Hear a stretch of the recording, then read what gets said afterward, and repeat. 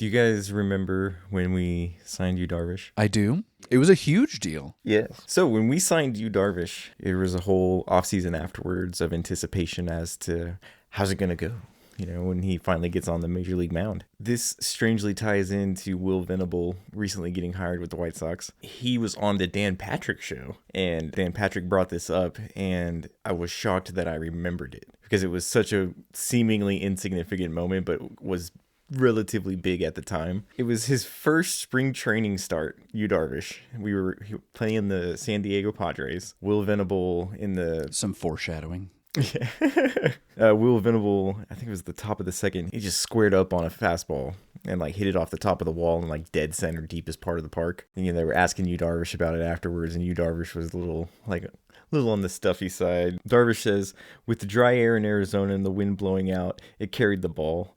It didn't seem like a ball that was hit that squarely. Huh. Dang. So, you can imagine being Will Venable and just how petty.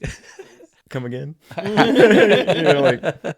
It just seemed, with all of the reminiscing going on lately with the rumors of Rōki Sasaki and remembering our time chasing Yu Darvish, brought up a random memory just to hear that on the Dan Patrick show. It was a little interesting. That is a spicy statement for a dude in his first spring training start. Yeah, his very first start. That is spicy. Not only are you a rookie, but you're in such unfamiliar territory. I mean, he was around the world of baseball, just not in the American world of baseball, but the cojones on him. He was the Elvis Presley coming over. He was the major rock star.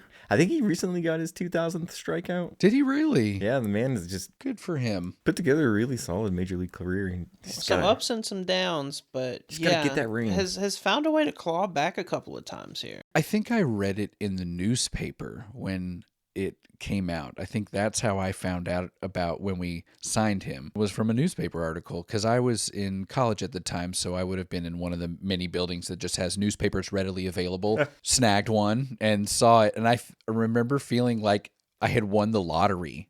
Because it was such a huge deal. It was hyped up so big. And this is coming off the heels of, when CJ Wilson had just signed with the Angels. So we had lost our ace in a sense. Yeah. So that was even that much more important. Well, with CJ Wilson, he wasn't even really a baseball player. He was a race car driver, remember? Oh, that's right. Yeah. Straight edge racer.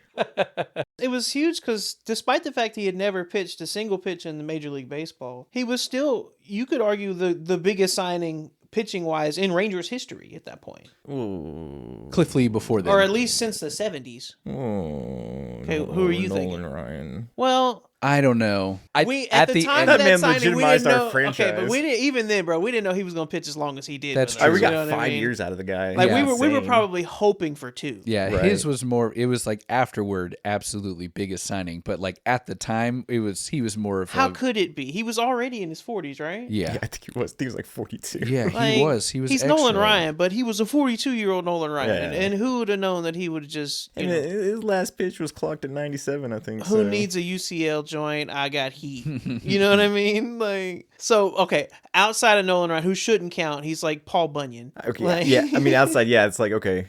Chan-Ho Park, Kevin Millwood. Yeah. Cliff Lee was a big signing for us, I feel like, in the middle of the year. That was a trade, though, wasn't it? Yeah, they got him in the trade in the halfway through. Who was? Oh, yeah, we gave up Justin Smoke. Potato, tomato. It was still a big deal. I feel like for pitchers, at least. Okay, would you rather have prime Justin Smoke or Nathaniel Lowe? Oh, Nathaniel Lowe. You think so? Prime Justin Smoke was 2 years of Give me the nastiest Nate. Blue Jays Justin Smoke was a legitimate first baseman, I feel like. I could be wrong on that. Okay, well, he was an all-star one time during his Toronto run. Okay. How long was he in Toronto? He was in Toronto from age 27 to age 32. Age 28. Sorry. So 2015 to 2019. Well, that's cool. Which year was his All-Star year? His age 30 in 2017. Okay. He had a WAR of 3.0. Was that his highest WAR for his career? That is by far the highest WAR. Apart from his next year, he had 2.5. Those 2 years by far the best years of his career, both in Toronto. Apart from that, you're really looking at an average at best major leaguer. Yeah. Give me Nate Lowe. In South Arlington, just past Green Oaks, if you continue going south, there's a street that connects Matlock and Cooper called Nathaniel Lowe. Do you think that he changed his name, that he preferred Nathaniel over Nate because he was driving through town one day and saw it and was like, you know what, I think I'm going to go by my full name. I think about that way too much. Welcome again, everybody, to the Ranger Zone. 3 clinically obsessed Texas Rangers fans semi-qualified to dish out our takes like hot cakes from the fans to the front office. I'm Robbie Belusic. I'm Chris Green. I'm Tony Cook. Today is going to be another fantastic episode. As always, we're batting 3 for 3 so far. That's good for me. Gonna hit you guys with some news before we get into the main topic. Rangers released their home game time schedule. Did you guys see this? I did not. Yeah, we've got some game times for all of our home games now, and the 2 exhibition games against Kansas City. I will say, one of the best things about the new stadium is looking over on Sunday and seeing that 1:35 start time and just like, oh, okay, cool. I know, I love it. And not, just melting. Yeah, right, not sweating. right. Yeah, not sweating it. I swear to you, I got like at least second-degree burns on my bum one time going to a day game in July. I remember like having to lay a t-shirt down over the seat. It was the t-shirt they were giving away that day as the promotion, and it still didn't really do that much. And then we like bought a bottle of water and poured water on the t-shirt on the seat, and then we just went to the concourses after that. We just gave up. Yeah, I gotta be honest, I'm a pasty fellow, but I have never burned my ass through clothes. Holy crap. Fun thing about playing indoors, I can actually look at games at August and July and September and say, oh, I'd love to go to these, and I will.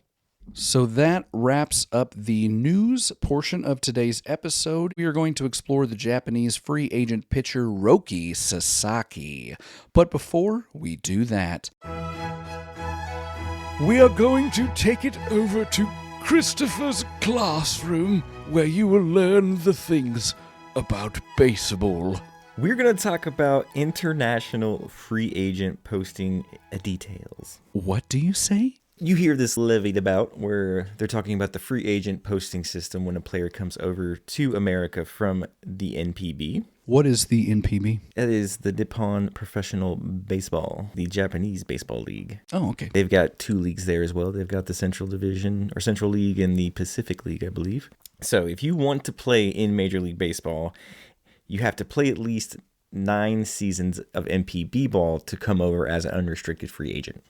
That's a lot of baseball. That's a lot of baseball. Not a lot of MLB players play that long. You can imagine there being, with that rule, a good incentive for a player to want to stay a little bit longer in the NPB and capitalize on his earnings when he does come over to America, i.e. Yoshinobu Yamamoto getting the largest free agent pitching contract in history without even never throwing a pitch in the majors. Kudos to him. That's awesome. Man got the money. Got his bag. Yes, he did. You really got to trust your scouting department on that one. Holy smokes. Now, if you want to come over before you've played the 9 seasons, you pretty greatly sacrifice your earning potential as a player. So what you have to do then is ask your team to post you to allow you to go through this posting process. Basically, you're posted, and it's not a blind bidding process like it used to be, right? No, it's not. It's just an open market. You ask to be posted, and they, the team has to agree with the player. The team sets a date at which the posting begins, and then there's a time period in which that player has to be signed by a major league team, and if they don't, they have to wait till next year to come over. But remember, the way that it used to work, you would have to bid to even talk to the player. Right. It's not like that now. It's just an open talk with the player. And that bid would go entirely to the bid goes the entirely to the Japanese ball owner? club. Okay. Yes. Which now they're missing out on that money. The case for Yu Darvish was like $57 million. Yeah, 51.7. That's a lot of money to just be able to negotiate with the player. Yes, and I'm so glad that we don't have to do that anymore. And you can see even here in 2011, the earning potential was limited, where Darvish signed a 6-year, $60 million deal, only making $10 million a year over the 6 years, or his first 6 years in Major League Baseball. That initial bid that goes directly to the Japanese team, I wonder if that counts against a team's overall salary, or if that is, a team expense that they don't include in terms of like You know what I That mean? wouldn't Budget expenses. Is that how does that factor in? I don't believe that would count towards the luxury tax. At least it can't. Right? His contract that $52 million against it No. just to talk to him. It would count against the luxury tax for what the player signs with the team, but what the team pays the other team in Japan does not count against. That would just be straight from owner to owner. Yeah, kind of like here's this. Now let me talk to him. That seems so shady in concept, at least. You know what I mean? I guess in a way for the Japanese team, for them to lose their major star, it's like at least we get a butt ton of money in return. It's interesting. I hadn't really heard that they had dropped that policy until fairly recently. I guess last year with Yamamoto would be the first that I was hearing of them dropping that policy and just being able to negotiate directly with the players' camp. Yeah, I'm not sure when they changed it, but I know that he wasn't subject to that. It was shortly after Darvish signed, because when Shohei Ohtani came over, it was similar rules to what we're going with now. Okay. So with Rōki Sasaki, the man just can't wait. He's got to get over here now. Man wants to. He strikes me as a legacy guy. He's like, the money's gonna be there one way or the other. I'm gonna come over so I can put it on the table and show you what I'm all about. Because of his age, 23, his signing bonus is going to come from his signing team's international free agent bonus pool. The way this works is basically the money that he's really about to make off of this deal is going to come from the signing bonus itself, and more or less he will be subject to standard 3 years of pre-arb followed by 3 years of arb. Yeah, he essentially comes over as a rookie. I don't know if he's actual rookie status, but that's the way that his contract is worked out. So yeah, he will go through all of arbitration, and you essentially are paying him as a rookie. He's gonna make league minimum. Yamamoto got 12 years for $325 million. Yamamoto is actually not a good comparison. Because he didn't go through this. Exactly. He came over at 20. Yeah, he was an unrestricted free agent. And got all of the money in baseball. Where's he going? If you ask the media more than 3 days ago, it would be LA and San Diego. If you ask them now, it's probably only San Diego. After LA signed Blake Snell, they've got so many starting pitchers that it's too crowded. It's way too crowded in LA. But before we get too much into that, here's some other teams who I've heard are in the hunt. Mm-hmm. Your 2023 world champion Texas Rangers. Oh, who, us? Yes. I've heard the Yankees. I've heard the Cubs. I have heard the Mets and Boston. I put Seattle on this list just because of their long-standing relationship with Japanese baseball, and they're never out of it. Over the last couple of days, they've picked up some steam. I'm hearing Seattle is basically the only wild card left. If they were to pull that off, throw him into that rotation last year, which was historically good, it doesn't matter how bad the offense is in Seattle if you don't give up any runs. We won 2-1 again. His agent has said that he prefers him to end up in a smaller media market. The quote here is with a softer landing after the way he's been tarred and feathered by the Japanese tabloid media for 2 years. I'm not sure what was said. I couldn't really find anything. I mean, the New York media and the Boston media is brutal. Yeah, well, and it's tabloid media, so it's National Enquirer garbage. The aliens. Yeah, and I'm sure the sensationalism and yellow journalism tactics that they're using is obviously not what he's going to get over here. I think the agent is more just concerned of having too much of a spotlight on him, which, I'm sorry, bud, whether you're going to LA or you're going to Cleveland, the national media is going to pick you up. You're the next hottest thing out of Japan, especially after the year and contract that Yamamoto just got. Who, by the way, also just won a World Series. First year. You're not going to be able to escape the media. He will, regardless of where he goes in America, have that contingent of Japanese media that will follow him around and be there for every start that he has. And even this, if you're in a small market media team, you're going to be all they talk about. Yeah. They're not going to want to talk about anything else. There's no way to get away from it. No. There's no way. Obviously, the connection with San Diego is because Yu Darvish is there. This is a kid. Great mentor. This is a kid who grew up watching Yu Darvish. So there's obviously a connection, a strong one there. It's on the West Coast, which is something that I know a lot of Japanese players look for. And I even think with Blake Snell moving from San Francisco that there's a good chance that San Francisco might even be in this conversation. They're a coastal team. They're going to need... always looking to sign a big name. Yeah. Falling short lately, Arson Judge. Arson Judge. Never live that one down. I could make a case really for any of these teams, but the case I'm going to make for it is for the Rangers because boy, do I want this kid. We've been scouting him since his high school years. Our VP and assistant GM for scouting, Josh Boyd, has sat in this kid's living room with his family. Our new GM, Fenstermaker. What did you call me? He was the former AGM for player development and international operations, so he's very well aware of the strides that we've been making to keep in contact with this kid and court him, more or less, to come play for the Rangers. And he happens to be the general manager now. We also have pre-existing Japanese player relationships with Yu Darvish and Kohei Arihara, Yoshinori Tateyama, and I know Yu Darvish speaks highly of us. I've heard it several times. I've heard quotes from him directly. Did not want to get traded in 2016. No. Sorry, 2017. Y'all remember that huge full-page ad that he took out in the Dallas Morning News to thank everybody? Right. That's classy. Yeah, that's a classy thing. And lastly here, Rōki Sasaki has been called the Japanese Jacob deGrom. Oh, I know that guy. He's really good. Yeah.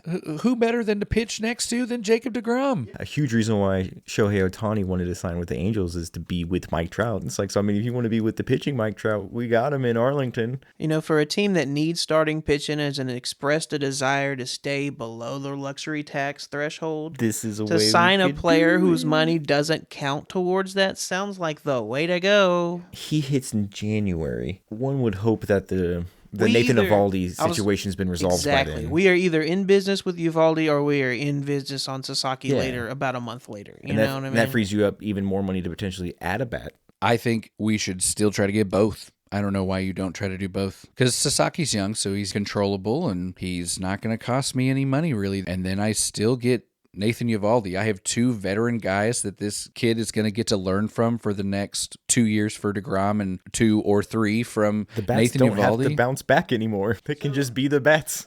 If you get Sasaki, it opens up so many different possibilities because you keep that window open longer too. And you don't have to sign Eovaldi. You don't have to have the pressure to sign another top tier pitcher if you don't want to. You could spend that on a bat. I personally want to spend it on pitching. Why not? Let's bolster this pitching some more. It's a pitching park. Let's veer into it. Oh, that's a weird thing to say, isn't it? It is. All right, so into his stats, just his last year's 2024, pitched 111 innings, and I'm not sure. I know the Japanese baseball season is shorter. They also pitch every 6th day, so they usually pitch once a week. The way that works over there is that I believe they're always off on like Mondays, like every team is. So you end up pitching on the same day of the week every week. Literally, guys are known as the Saturday guy and the Tuesday guy. That's so cool. So they do 143 games. Okay, wow. That so seems like an impossible structure to maintain in the MLB, but that could be conducive with keeping guys healthy. If you're pitching the same way on the same day, yeah, that really could fit a lot of guys' schedules, I bet. So last year, he pitched 111 innings with a 2.35 ERA. That's his worst ERA, by the way. What a bum. Yeah. There was 18 games over those 111 innings. Gave up only 2 home runs. Only gave up 29 earned runs. Struck out 129 in 111 innings. That is a strikeout over 9 of 10.5. Great. Yeah, great. Not like, crazy. Like a 13.4 would be wild. Oh, wait, he did that the year previous. 12.0 Ks through 9 would be wild, too.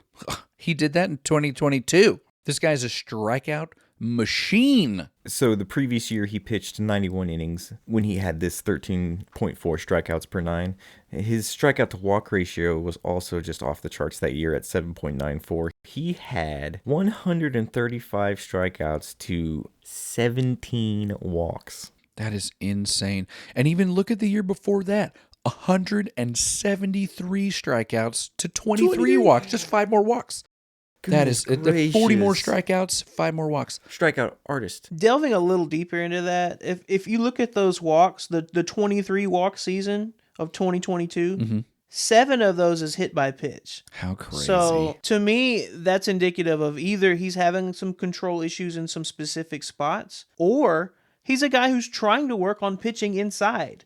And if you're hitting a guy pitching inside, that's fine with me. No problem. No problem at all. He just gets spicy over there in Japan. Continue to sharpen that edge of being capable and not having any fear of pitching inside. Pitch inside and you're a strikeout artist and you're just going to own home plate. You can strut around that mound. Yep.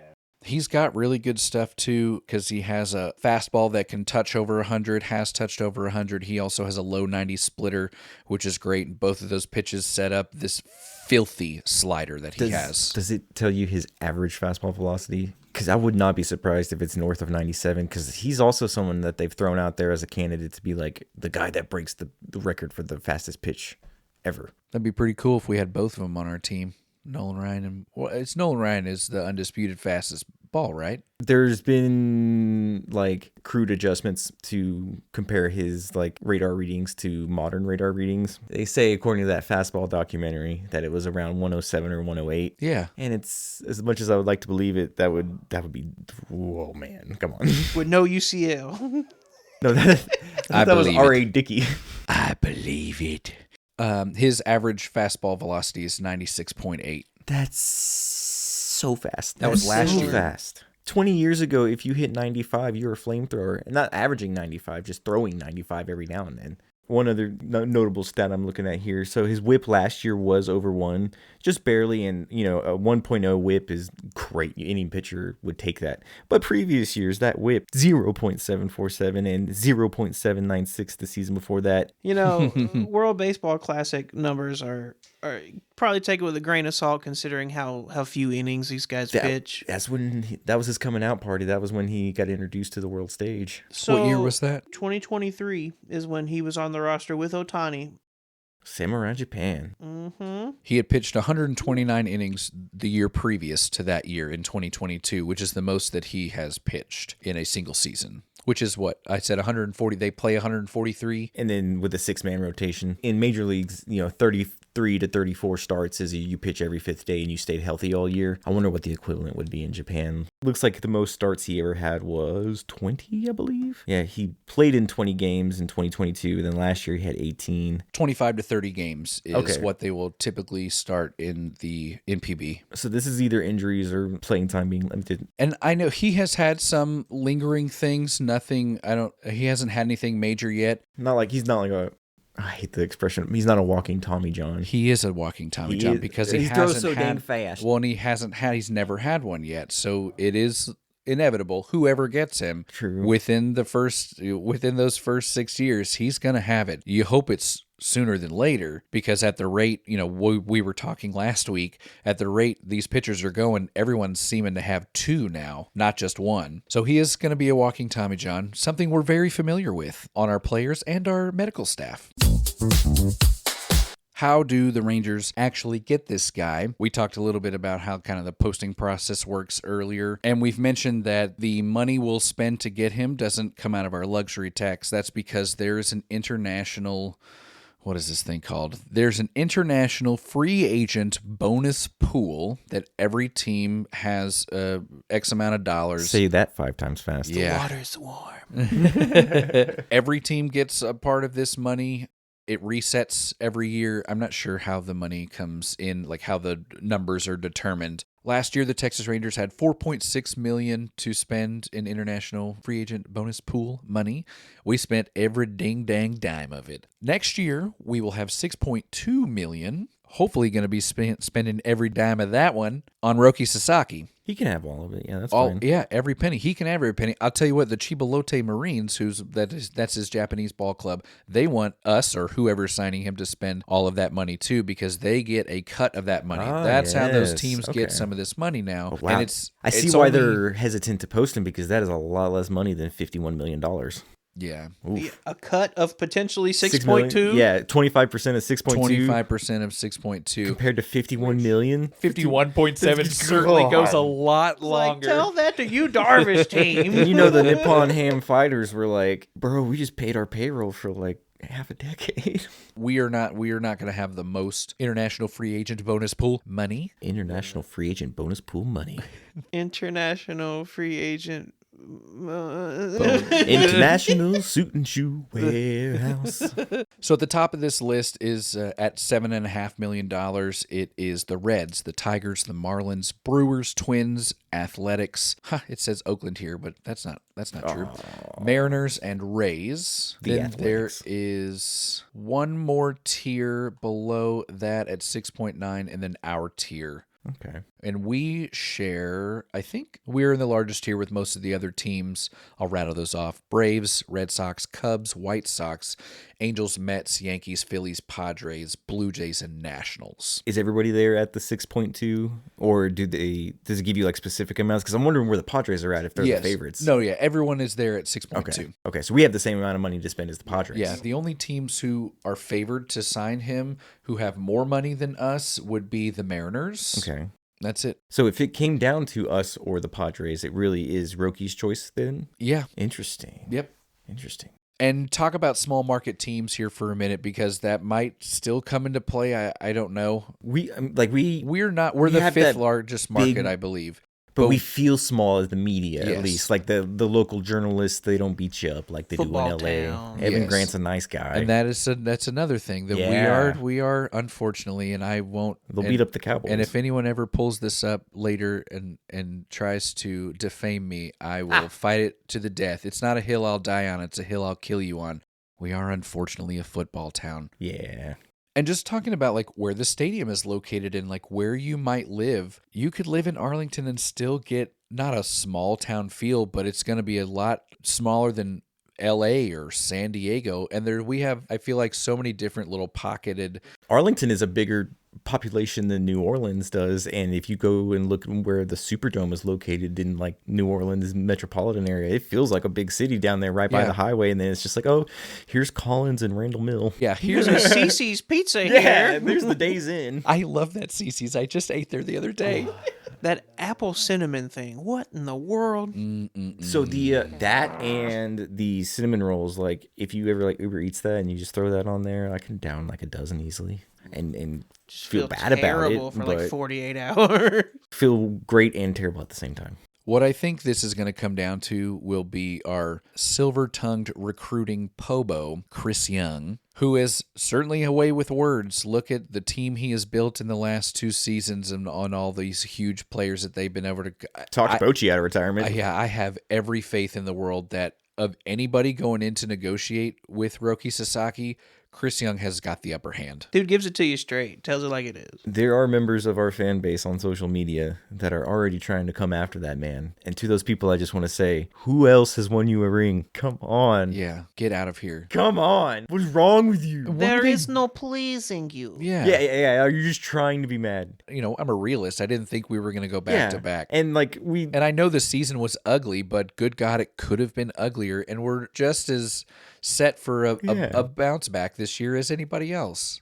Back to how we actually sign him. Everyone is still under their 2024 international free agent bonus pool money. Nobody can spend any 2025 bonus pool money until January 15th. There's a 45-day window in which he can be signed once he's posted. So I imagine it'll come sometime in mid to late December, so that there's some wiggle room that people will have. But January 15th is the day that he will be signed at the earliest, and that is why. Not a ton of people have any money left. The Dodgers do have some international free agent money left with $2.5 million. Baltimore has $2 million. New York has $1.5 million. San Francisco has $1.2 million. Nobody else really has anything more than $500,000. We don't have anything, like I mentioned. It gone. Yeah, it extra gone. You will not hear any type of Rōki Sasaki signing until 2025. At the earliest. But anticipate him being posted any day now. We're going to get the news.